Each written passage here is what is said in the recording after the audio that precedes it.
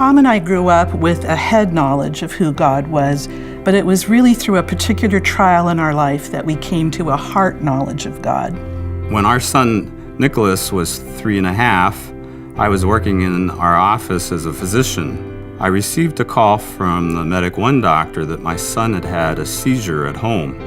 Nick was a completely healthy, robust little 3.5-year-old boy. He'd never had a seizure before, and then he kept having seizures.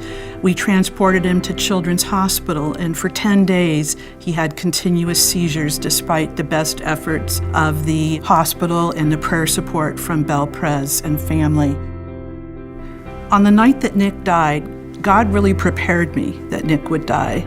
And he prepared me through a passage I found in Psalms, Psalm 77. That psalm is a psalm of utter lamentation. And it says, has God's loving kindness stopped forever? Has God forgotten to be gracious? It met me where I was, on my knees. After Nick died, my understanding of God was completely shattered.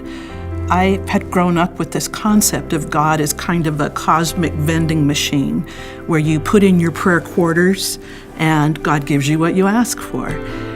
I was just utterly confused and devastated by Nick's death, and I left feeling, who the hell is in charge here? What is the purpose of prayer if God doesn't listen? How could God ever be glorified through this? At the same time, while I was raging at God, I had this really clear sense that Jesus was next to me and he was weeping with me.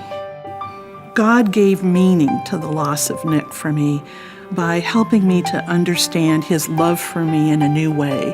What I heard from God 1 week after our son died was, Tom, I have a new direction for you.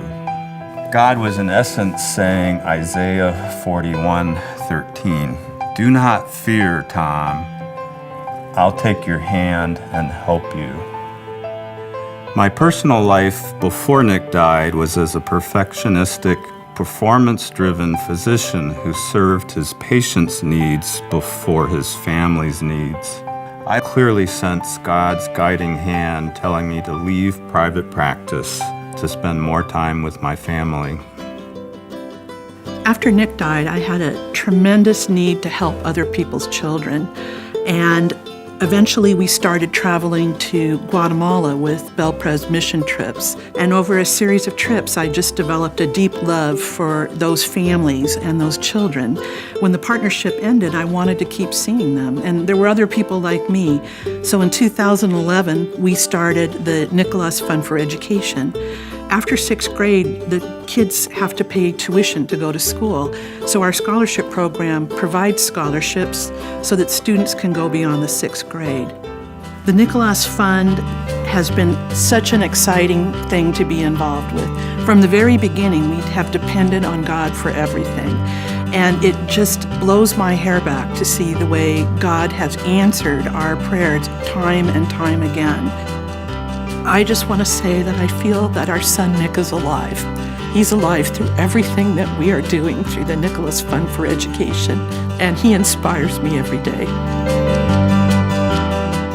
God is good all the time. Even if I cannot see it in that moment, given enough time, I'll look back and I'll see how God guided me and transformed me with his love through that experience.